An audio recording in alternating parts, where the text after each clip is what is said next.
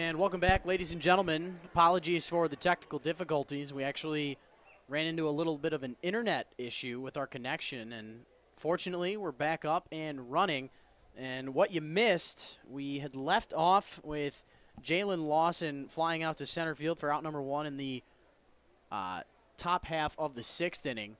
We are now currently in the home half of the sixth as Brian Davis stands in with nobody out, works the count 2-0, but Irby had singled and drove in Tyler Pagano to give the Mammoths their fourth run of the game.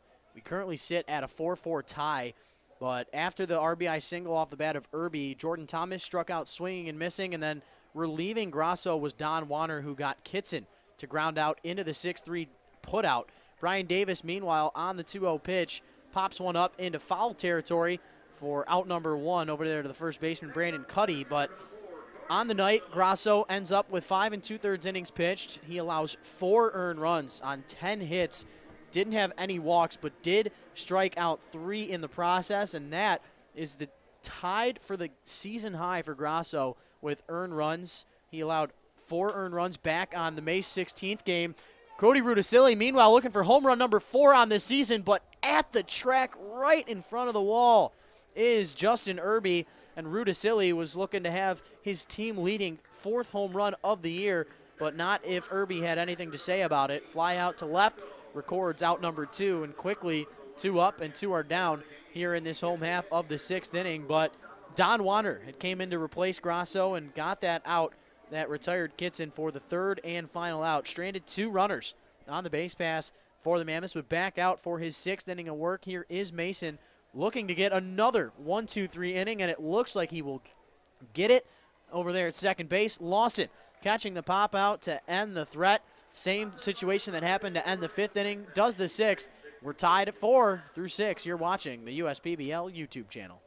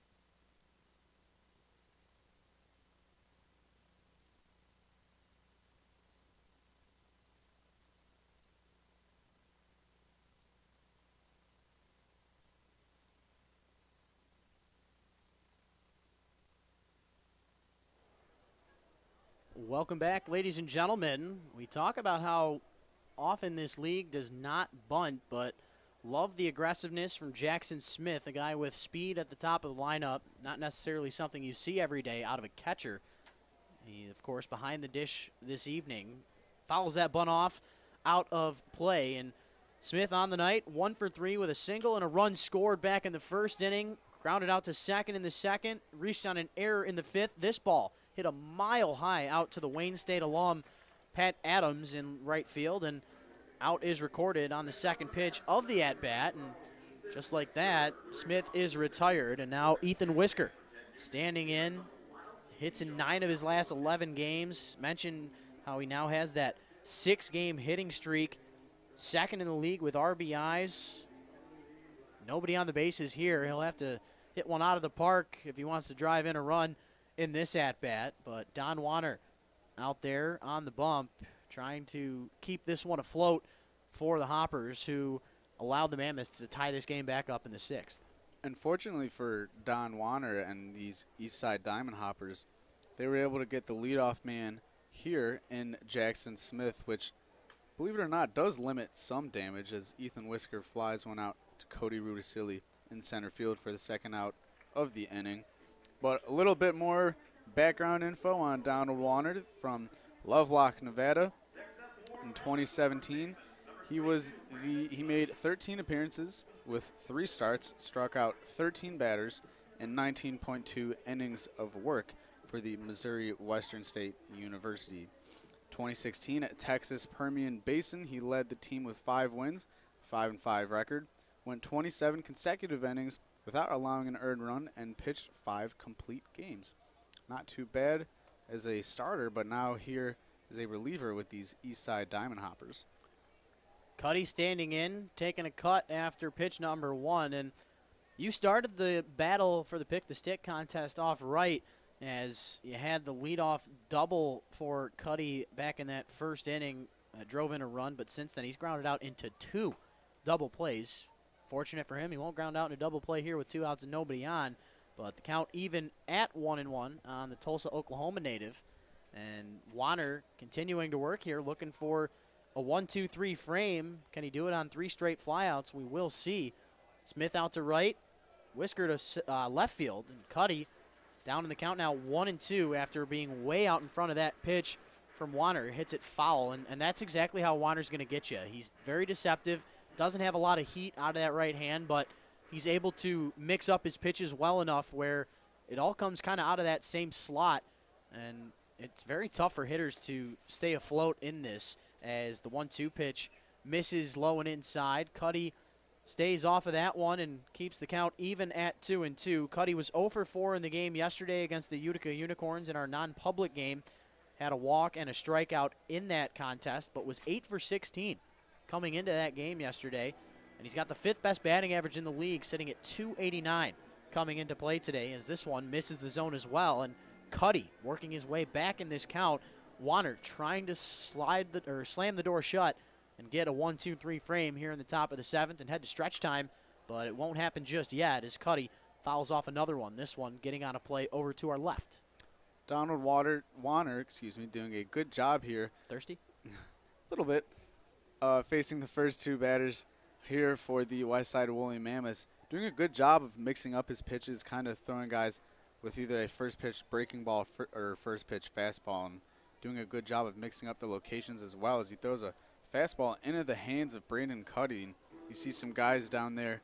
Not sure if you can see on your computer screens, but some guys in the Eastside Diamond Hoppers dugout making an attempt to grab that foul ball. It was hit towards them, but unfortunately they were to no avail, and that ball trickles into the stands. But Brandon Cuddy battling his way into a full count, fighting off a couple of tough pitches here, and calls time, sees what he can do to mess up the mentality of Mr. Don Warner on the mound.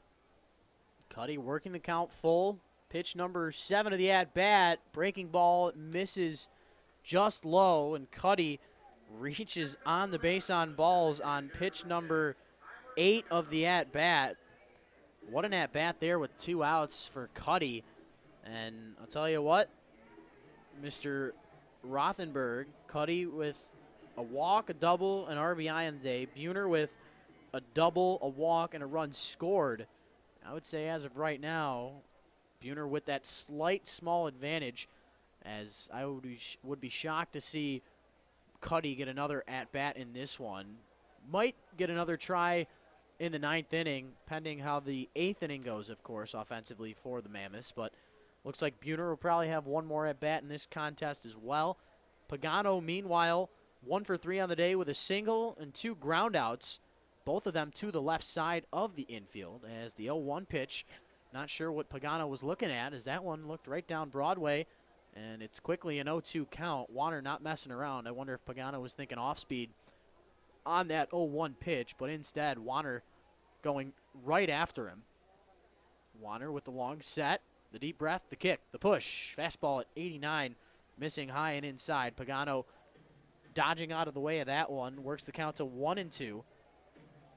Donald Warner trying his best to mix up his pitches a little bit and change the eye level for the batter Tyler Pagano, hopefully not allowing him to reach. That setup pitch leading to that 81-mile-an-hour breaking ball.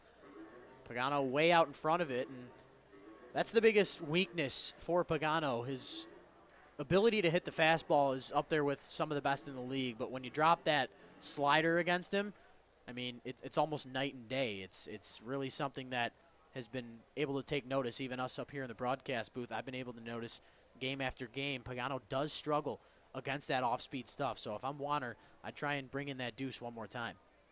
There it is, nubbed off the end of the bat of Pagano. You see him check it there, make sure it's all right, but gets enough of it, stays alive, at least for now, and Warner starting to get that pitch count up after getting 2 flyouts to start this 7th inning.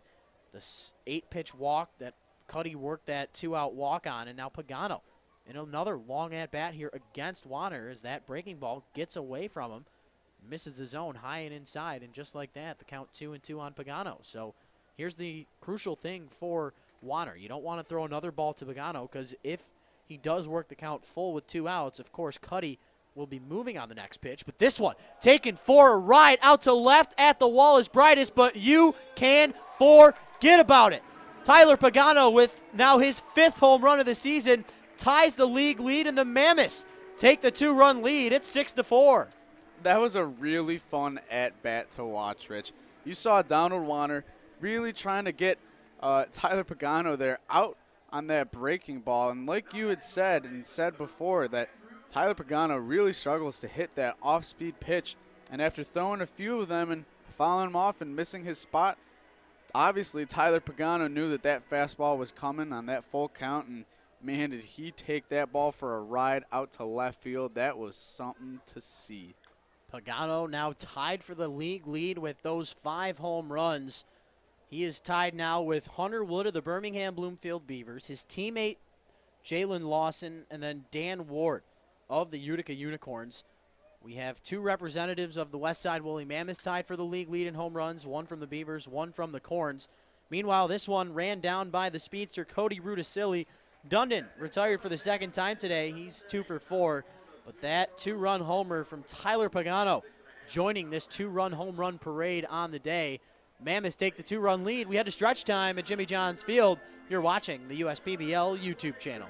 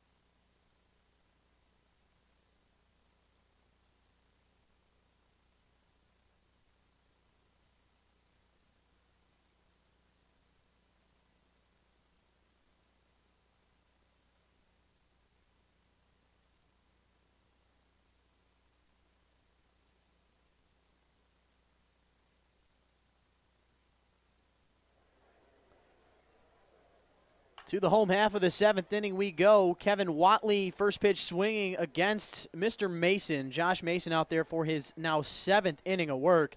Most likely will be his last as he comes into this seventh frame with, count them, 86 pitches. And Watley on the first pitch swinging, grounds out to the shortstop, Jordan Thomas, who I'd like to mention a birthday today, the shortstop with a birthday on the evening. Thomas, an over 3 night though, so you hope his day turns around for the better. He'll be batting third to start the top half of the eighth inning. Sebastian Diaz, meanwhile, 0 for 2 on the day with a strikeout and a ground out back to Josh Mason. First pitch swinging is Diaz, fouls this one off and out of play over to our right. It's been a beautiful night for baseball. Mentioned it's Woolly Wonka night, not Willie, but Woolly Wonka night at the ballpark. First 500 fans got chocolate bars that 5 of had a golden ticket inside of them. We're not messing around here at Jimmy John's Field, ladies and gentlemen. And those 5 contestants that got a golden ticket participated in a bubblegum blowing contest, and whoever blew the biggest bubble ended up taking home a 65-inch television as this ball hit a mile out there into center field as Diaz is recorded for out number 2 via that fly out to center. Brings up Pat Adams, but want to mention more of our marketing as the weekend will continue on. Tomorrow night, Birmingham Bloomfield Beavers taking on the Utica Unicorns.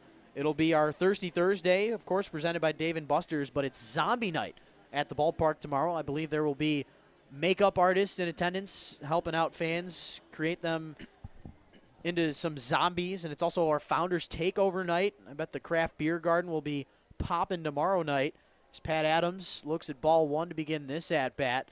And a part of that Thursday, Brandon, I believe you heard one of our new promotions. Yeah, I noticed on the USPBL Twitter page that new to Thirsty Thursdays this year is the all-you-can-eat wings in the Short Hops Craft Beer Garden. So for $15, it's all-you-can-eat wings, and that includes a 16-ounce craft beer. Now, Rich, I am a huge wings fan. Huge. And, boy, if I wasn't here interning or spending my time on the job, I would definitely come check out a game and be here on Thursday nights for those wings just to see how many I can eat, because I know I can eat a lot, and I would definitely take advantage of that. So you say you can eat a lot of wings. I'm gonna pull a fast one on you here. I bet you haven't had more wings than I have in one sitting. I believe I have a record. Maybe not at Buffalo Wild Wings in general, but between anybody I know, I actually had 46 boneless wings in one sitting. Now, this was back when I was about 13 years old, and I was wider than I was tall back in those days, in the beautiful days of puberty. But I'll tell you what, I could put down wings with the best of them. But excited for tomorrow. Going to be a lot of wings in the house. And then leading into Friday, we have, of course, our Fireworks Friday powered by Xfinity. We will be having the Birmingham Bloomfield Beavers and Westside Woolly Mammoths on Friday as Pat Adams reaches on the 5-pitch walk, getting over there to first base. Back to the top of this order we go. But then on Saturday, Eastside versus Utica, as it'll be our 99.5 WYCD Country Music Night. The Cadillac Cowboys, the Salute to Garth Brooks Band in attendance, but it's also our Strikeout Hunger game on Saturday. And then on Sunday, rounding out the 5-game weekend, of course, Sunday Fun Day with the Minions. They will be in attendance on Sunday as the Hoppers and Beavers will battle. Meanwhile, Trey Bridus down in the count quickly, 0-2 to Mason. Mason with that 0-2 pitch. This ball's hit high into center field. Looks like Whisker has a beat on it. Mason will end that 7th inning with the fly out to center. Doesn't allow any runs in the 7th. I'd be shocked to see him come out for the 8th inning, but at the same time, I wouldn't. Mammoths with the 2-run lead as we head to the 8th inning. You're watching the USPBL YouTube channel.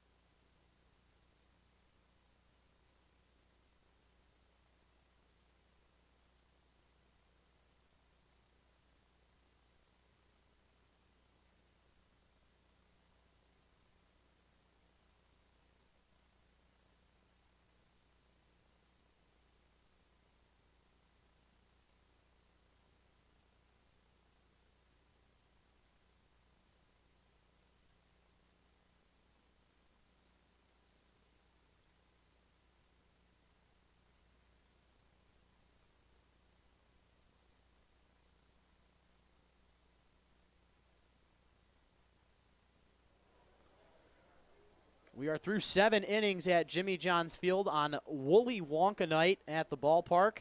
Don Warner goes an inning and a third, allows 2 earned runs off of that big fly ball off the bat of Tyler Pagano. Speaking of big flies, Jalen Lawson leading the way for the Mammoths in this one. He ends up taking one off of the hand. Now, I could understand where Tamaka thinks he might be embellishing a little bit, as I thought that one might have went off the end of the knob of the bat, but of course, Lawson, a really nice guy. I've talked with him personally off the field, and, you know, I mean, in the end, baseball is a game of strategy, and I wonder if they're going to call this one a foul ball or not, but Lawson clearly in some pain here at home plate as our medical providers, Beaumont, doing their best job to tend to the second baseman, and in the end, we hope Mr. Lawson's all right. Yeah, it's hard to tell. Obviously, we don't have anything close to instant replay per se, but Jalen Lawson taking one for the team here, and that's never obviously a good sign as a batter, taking one off, you know, the hand or something, then having to go back out in the base pass and then having to go back out in the field defensively. So hopefully Jalen Lawson's okay, and that maybe that pitch did grab a little bit of his bat, sort of absorbing some of that pain, but hopefully he'll be all right. So now standing in, Justin Irby. Irby on the night, singled in his last at-bat, drove in the run, drove in Mr. Pagano in that 6th frame, but over there at first base is Lawson with the hit by pitch. He was 2 for 3 on the night with 2 singles and a run scored already as he mans that first base position now. If we take a quick look, Lawson on the year, he's got pretty good numbers out there on the base pass. Lawson on the season with 4 stolen bases in his time in 2018. And mention how Warner's day is done. The new man on the mound is Tyler Tamaka, coming to us from Loras College. Misses the zone twice straight to Irby, but then fires the zone and gets strike 1, the count 2-1. In 2018, Tyler Tamaka appeared in 17 games at Loras College. He posted a 1.35 ERA over 26.2 innings pitched, finished the season with a 1-1 record with 7 saves and recorded 33 strikeouts with the opponent's batting average of just 141. So Tyler Tamaka getting guys out on the mound, throwing strikes, and he's a guy that the Eastside Diamond Hoppers have to go to in the later part of the games. Whether he's in the setup role, can go out, close a game or two, he can do it all. Yeah, Tamaka, a surefire out-getter, the right-hander, like you mentioned, coming to us from Loras College. Irby, meanwhile, fouling off the 3-1 pitch. It goes out of play, out of the range of Brian Pereira at first. And Irby working the count full. Can Tamaka get the first out of the frame? Lawson over at first. He's not going anywhere. Irby, way late on that one. Looked to be more of an indecision compared to just not seeing that pitch. And looked as if he started to swing after the catcher, Lukongo, had caught it. So a tough at-bat right there for the left fielder, but he does have a single and an RBI on the night back in that 6th inning. So in the end, Irby will finish the day 1 for 4 with 2 strikeouts, an RBI single, and he did reach on a fielder's choice back in the 4th as he busted his tail down that first base line and kept the inning alive. But here comes the birthday boy, Jordan Thomas, as this one thrown down to second, and what a throw from Tommy Lukongo. Jalen Lawson can't believe it. He's robbed of his 5th stolen base of the year. And that one a bang-bang play, but I believe our umpires had it called correctly. You saw Lawson kind of throw the hands up saying, what the heck, I was there, but that one a bang-bang play in favor of the Hoppers. Great job there from Lukongo. And now, of course, the birthday boy, Jordan Thomas, up there at the plate with nobody on. He'll have to try and start a new rally for the Mammoths as this slider misses the zone just away. But I'll tell you what, that's the type of pitch where, as a batter, you're down in the count 0-1. How on earth do you not go after that pitch? I don't know. I mean, Jalen Lawson had a great jump, and Tommy Lukongo had a nice throw over to second to try and get him out. But fortunately for Lawson, that throw appeared to be on time and in line, and he was a sure dead duck out there at second base. So now the count 1-2 on Thomas. He struck out for out number 2 back in the 6th inning. lined out to left in the fourth, grounded out to third in the second.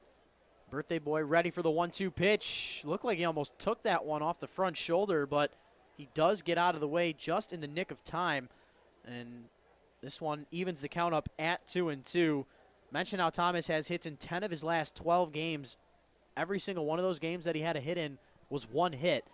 So he's spreading the wealth, trying to get his first hit of the game tonight, as this one misses the zone low and away. So a great job from Thomas to work his way to the full count against Tamaka. He's looking for his second strikeout of the inning. But what a save there from Lukongo to retire Lawson. Instead of one out with a runner in scoring position, you're just one strike away from ending this top of the eighth. And that one, missing the zone low. Thomas does, in fact, reach the base safely on his birthday. So good sign right there from the shortstop as he reaches base safely with 2 outs. And now the number 9 hitter, Drew Kitson, standing in 1 for 3 on the day with a single, RBI variety, a strikeout that ended the fourth, and a ground out to shortstop that ended the sixth. And Jordan Thomas is no stranger to reaching base via the base on balls. In 2015, he played in the Florida Collegiate League and struck out 34 times but reached base 14 times with a double. So he's got a little bit of speed and he's got a good eye. So Mr. Jordan Thomas out there definitely used to getting into full counts as he just sneaks back into first base. And when you say just, I mean just got in there. Normally when you try and retreat to a bag on a pickoff, you're sliding. But Thomas caught a little off guard there, gets in just safely, and not by getting there in the dirt. Lukongo trying to get 2 Woolies in 1 inning, but Thomas getting a stolen base on the season for Thomas. That is stolen base number 8 on the year. This guy can fly, and he now is in scoring position for the Mammoths, trying to add on an insurance run here in this top of the 8th inning, and they'll definitely take it as no lead is safe with Gunnar Buhner, Brian Pereira, and Brian Davis coming up to the plate for the Hoppers in the home half of the 8th inning. Tamaka, the 1-0 pitch to Kitson, inside corner, the 2-seamer called for strike 1, evens the count up at 1-1. And for these Woolly Mammoths, you have Drew Kitson batting here in the 9th spot, but Westside also has their top of the lineup coming up next, so we'll see if they can either tack on a couple more runs here. Granted that the Diamond Hoppers have their heart of the order coming up in the bottom half of this inning. And there is an arm getting loose out in that right field bullpen. It looks to be number 17, Gavin Collins, who does have a couple of saves on the year, but he can be used at any moment in time for these Westside Woolly Mammoths, as it looks like he'll be coming in for the 8th inning. Meanwhile, Tamaka trying to get strikeout number 2 of the frame. Kitson ready for the 1-2 pitch. Fastball at 87 misses away. Nowhere close, and Kitson barely has to lift the bat off the shoulder. Count even at 2-2. A picture-perfect night of weather for baseball. Mention how it's Woolly Wonka Wednesday at the ballpark, and look at this. Not sure if it was a hit and run or a straight steal, but Jordan Thomas trying to get stolen base number 9 on the year, and he had a great jump. If Kitson, worked the ball there or put one in play, it would have been tough going defensively for the Hoppers. But in the end, Kitson fouling it off, and back to second goes Thomas. Count remaining 2-2 on the right fielder for the Westside Woolly Mammoths. Tamaka with a slow look to Thomas at second. The breaking ball dropping in, and it stays in the batter's box and remains foul out of play. Lukongo picking it up, thinking about going to first with it, but home plate umpire Sal Giacomontonio saying that it was in fact foul, so the at-bat will continue for Kitson. It appears that Jordan Thomas out there at second base is trying to get the pitcher Tamaka sleeping, as we saw him on the previous pitch trying to steal third. And like you said, it could have been a hit and run on there as Drew Kitson was swinging on that pitch, but he's already stolen one base here on Tamaka, and hey, it wouldn't hurt to steal another one. Chopping ground ball, this one foul. Kitson out in front of it again, and it's a great job by Tamaka. You're being deceptive out there on the mound. You're seeing a lot of your hitters out early in front of the off-speed stuff and late on the fastball. A lot of baseballs going into foul territory down both respective lines, but not a lot of contact in play. Lawson, who got cut off as he tried to take second base. He reached on a hit by pitch. Irby struck out. Thomas reached on a walk. So not a lot of good contact so far, and it continues for Tamaka. Kitson strikes out for the second time tonight, ends this top of the 8th inning. Mammoths do remain out in front by 2 runs, though, as we head to the home half. Hoppers with the 2, 3, 4 hitters coming up to the plate. You're watching the USPBL YouTube channel.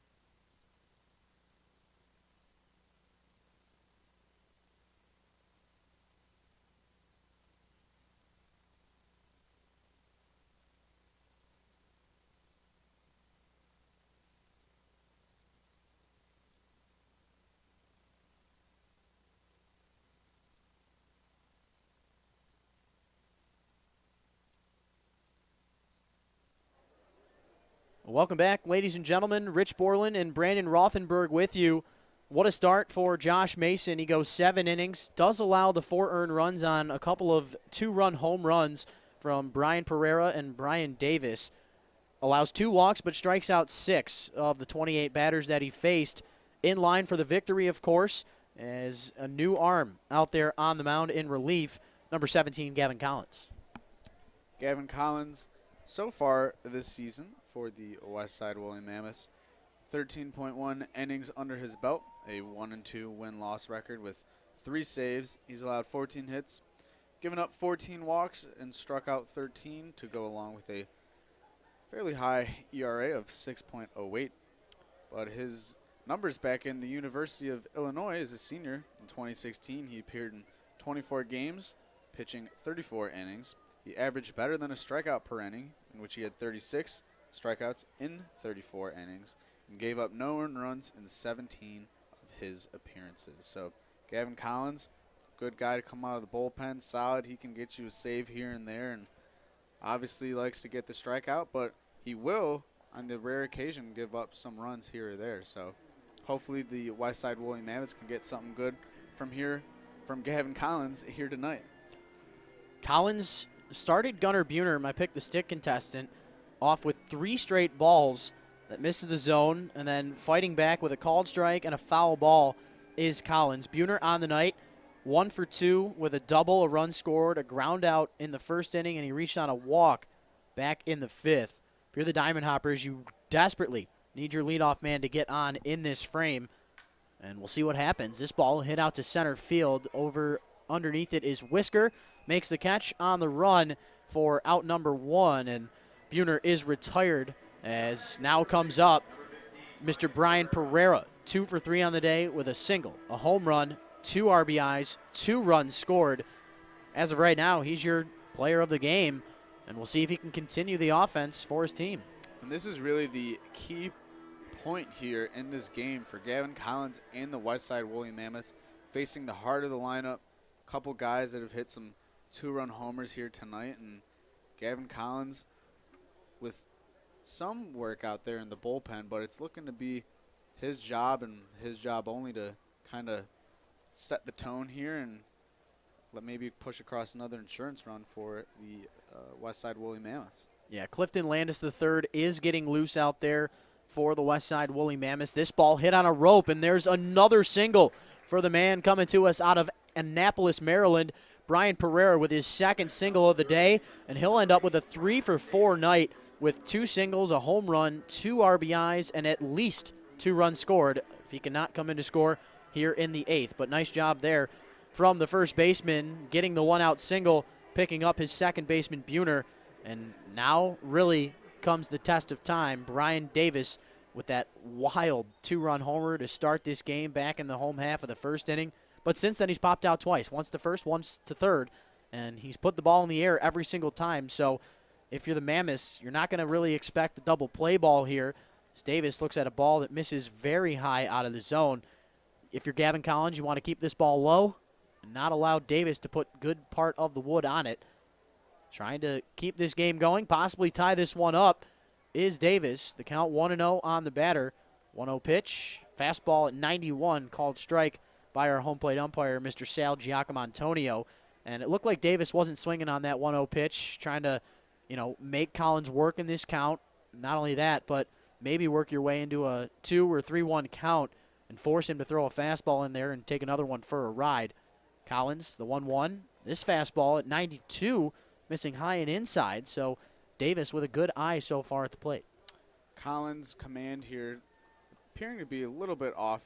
His last time out on July 17th, he faced these Eastside Diamond Hoppers. He took the loss in 1 inning pitched and gave up 2 earned runs, allowed 2 hits, 3 walks, and struck out 2 batters while he faced 8 total. So in his last 4 outings, he's given up 4 earned runs as well. So for Gavin Collins, like I said, this is a key point in the game, and you're facing one of the league's most feared hitters in Brian Davis with a 2-run shot here today. A great hitter's count, the 3-1, 2-seam fastball at 90 miles an hour gets just enough of that outside black, and you could see Davis track that ball all the way into the catcher's mitt of Jackson Smith, looks it all the way through, just doesn't get the call that he wanted, and Collins fighting back, working the count full. Runner on first is Pereira. He's not going anywhere. A 90-mile-an-hour pitch in on the hands of Davis, and with the 2 strikes, he fights it off and keeps the at-bat alive with the foul ball.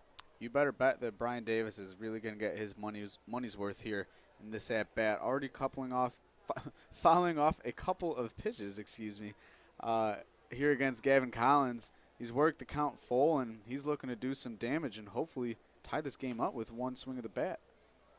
He's shown that he has the ability. Already the home run here tonight, 2 home runs in just a couple of games, 5 to be exact, with these Eastside Diamond Hoppers, and the man out of Pensacola, Florida, quickly becoming an Eastside favorite, especially if he can do some damage here late in this game with his team trailing.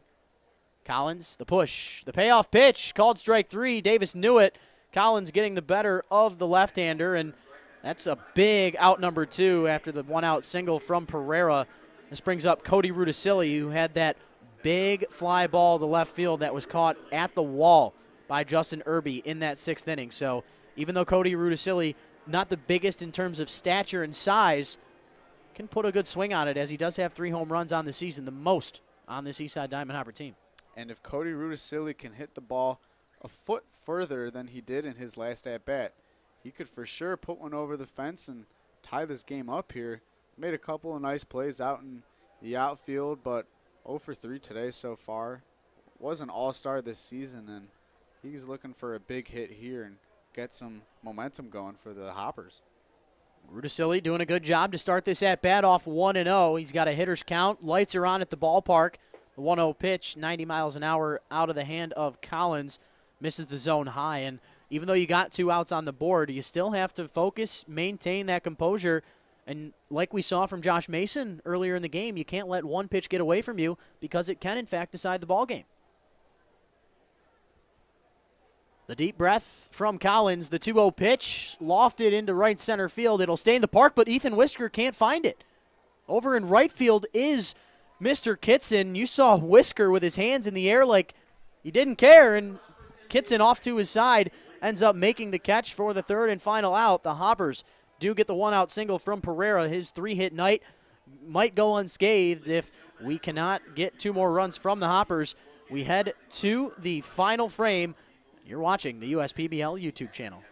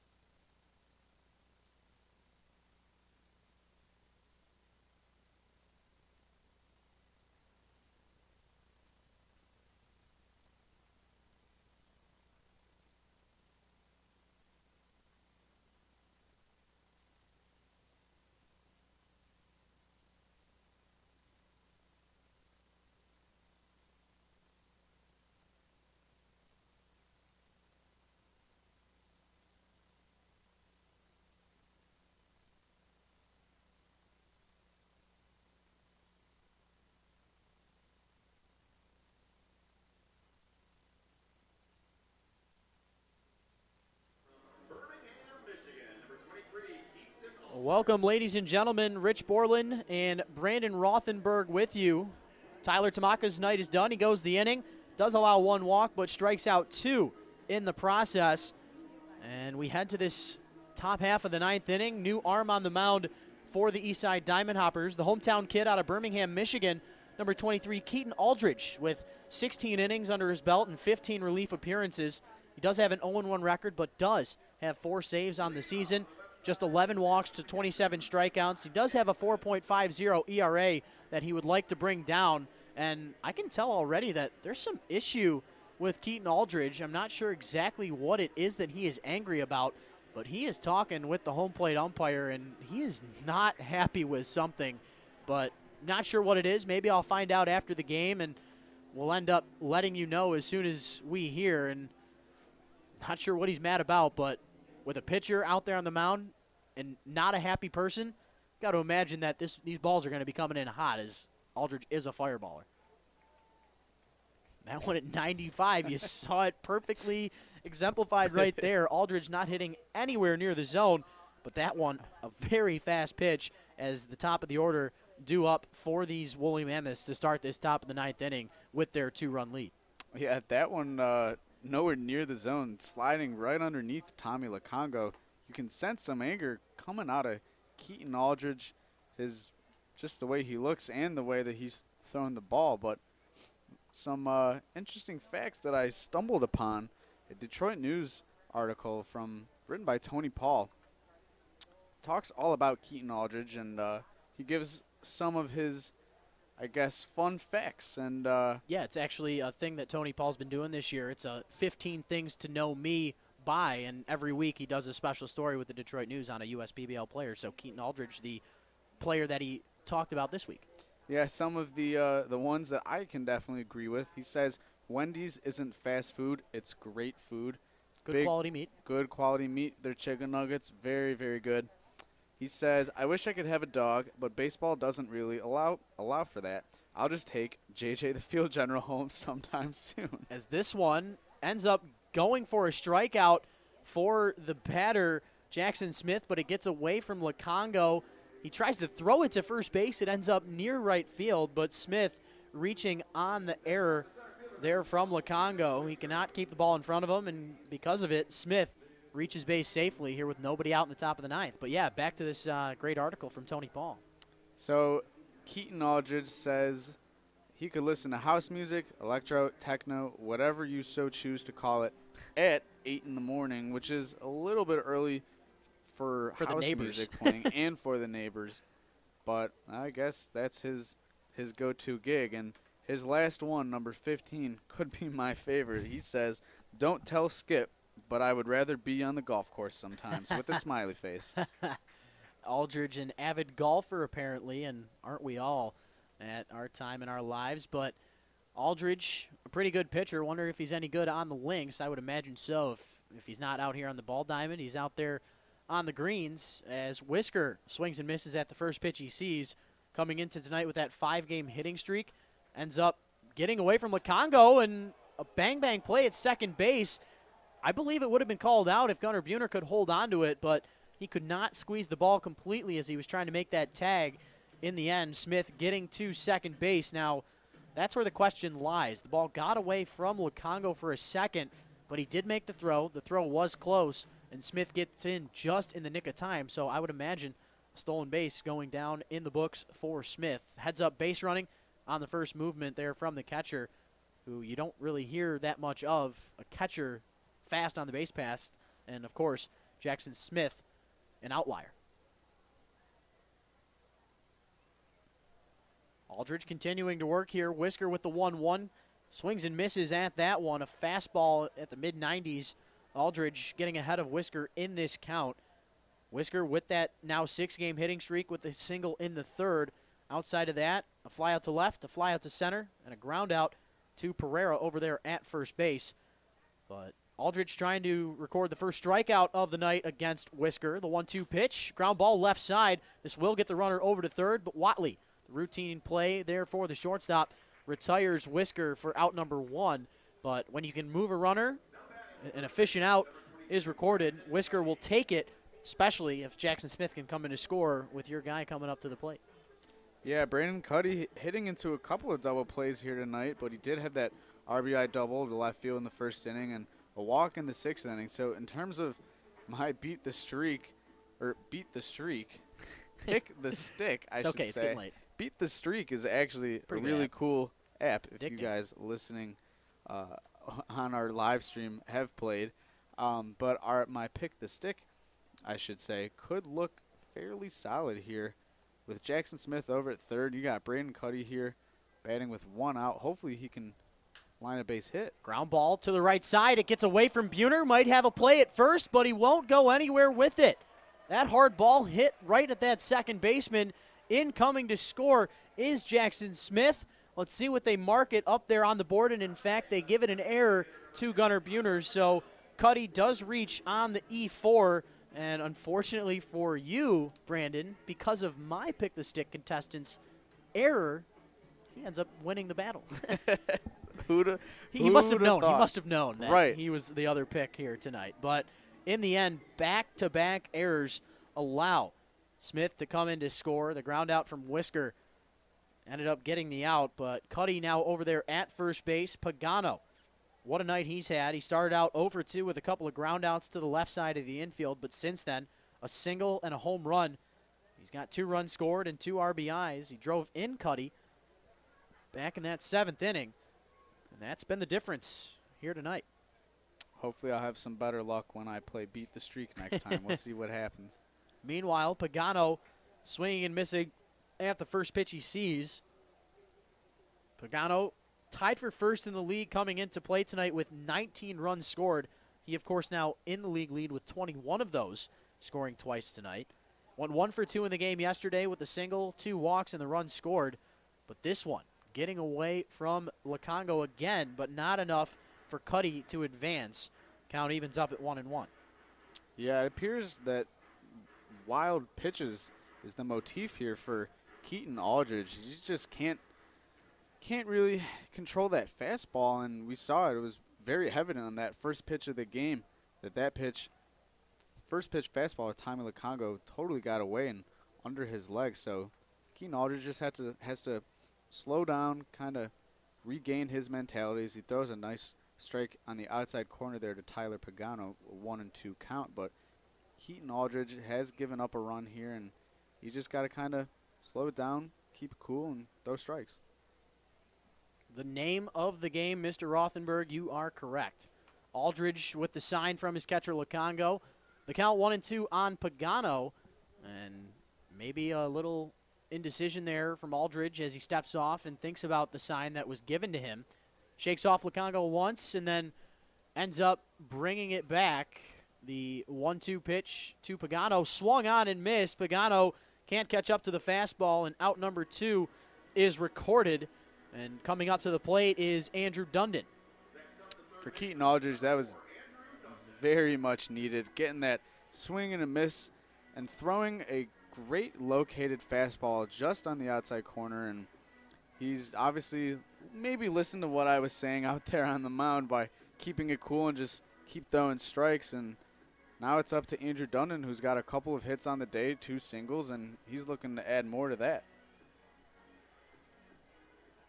So Dundon, like you mentioned there, Brandon, 2 for 4 with 2 singles. Does have a run scored on the night.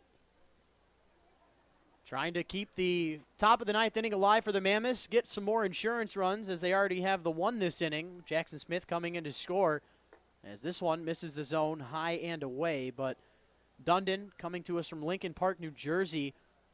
The All-Star having a good start to his season. Joined us a couple weeks into the year as he made a tryout, the first tryout after our first initial cuts of the season, where we actually added 16 players after our first set of cuts. And Dundon has found himself a home there at the hot corner for these Westside Woolly Mammoths. He's been playing in every single game for the most part since he has made the team.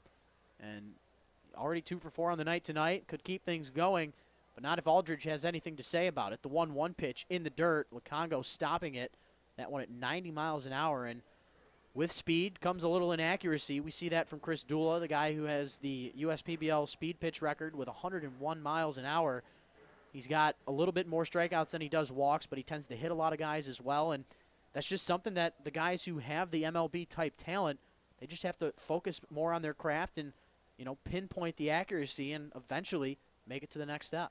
Right, and command is key, and especially for Dula, working in some sort of secondary pitch, you know, whether it be the changeup or curveball. And if you can have 2 of those pitches with your fastball leading the way at, you know, 100+ miles an hour, but to have some sort of breaking pitch, whether it be in the mid to upper 80s, low 90s, that could definitely be some sort of put away pitch and, you know, really boost your confidence and ability to hopefully make it to the next level.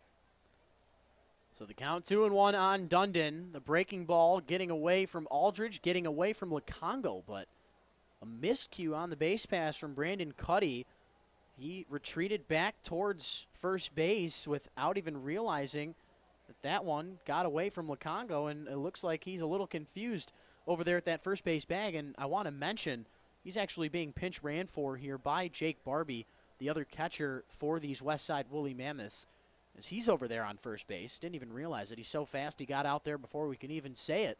And looks like there was a hit-and-run play on the 3-1 count. Nice try from Shane McCaddy and crew. But instead, the payoff pitch will ensue. So, of course, Barbie will be moving anyway. Dundon, the question is, will he be swinging? Full count, 2 outs. Aldridge trying to get out of this top of the 9th inning jam. But the 2 errors have costed the Hoppers another run, and they'll have to try and get at least 3 in the home half of the 9th if they want to keep this game alive. The 3-2 pitch hit down the line and right. It will go foul near those patio seats down our right field line. And Dundon with a really good at-bat here. He's forcing Keaton Aldridge to make pitches, and there have been a couple that have not been anywhere near the strike zone, and that's the one thing that if you're Dundon, you want to pay attention to. If Keaton Aldridge misses the zone, it's by him a lot. So if it's near the zone, you want to definitely take a crack at it, especially with the runner going. Aldridge with the set, the deep breath, the exhale, the kick, the push. Fastball, 92 miles an hour with an exclamation point. Aldridge forces Dundon to swing and miss. Strikeout number 2 of the frame, and we head to the home half of the 9th. Hoppers will need 3 to keep this game alive, 4 to win it. You're watching the USPBL YouTube channel.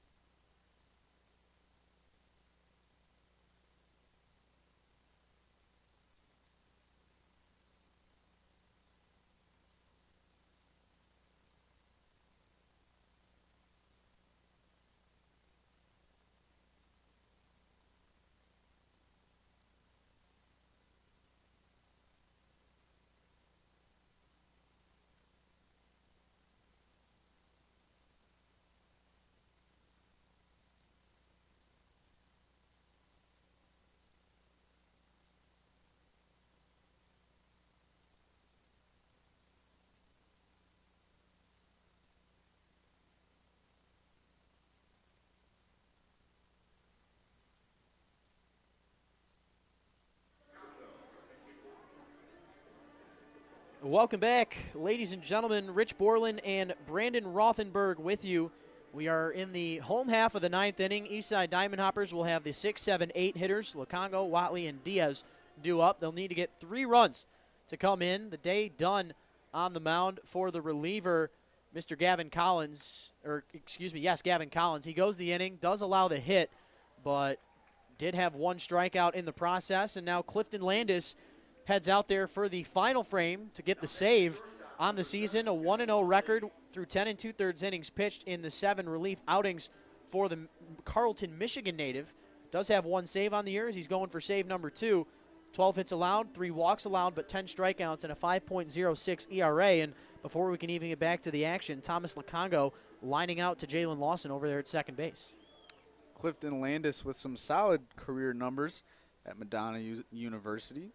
He went 13-6, 142 total innings, 124 hits, gave up 45 earned runs, only 6 homers, which is a big standout number, 47 walks, and 117 strikeouts. Wow. But what really stands out is his senior year stats, in which he went 4-1, 48 innings pitched, allowed 35 hits, 10 earned runs, 1 homer, 15 walks, 42 strikeouts, and an astonishing 1.88 ERA. So Clifton Landis, quite the numbers there back in the day at Madonna, and still proven that he's capable of putting up those Madonna-esque numbers in the USPBL this season.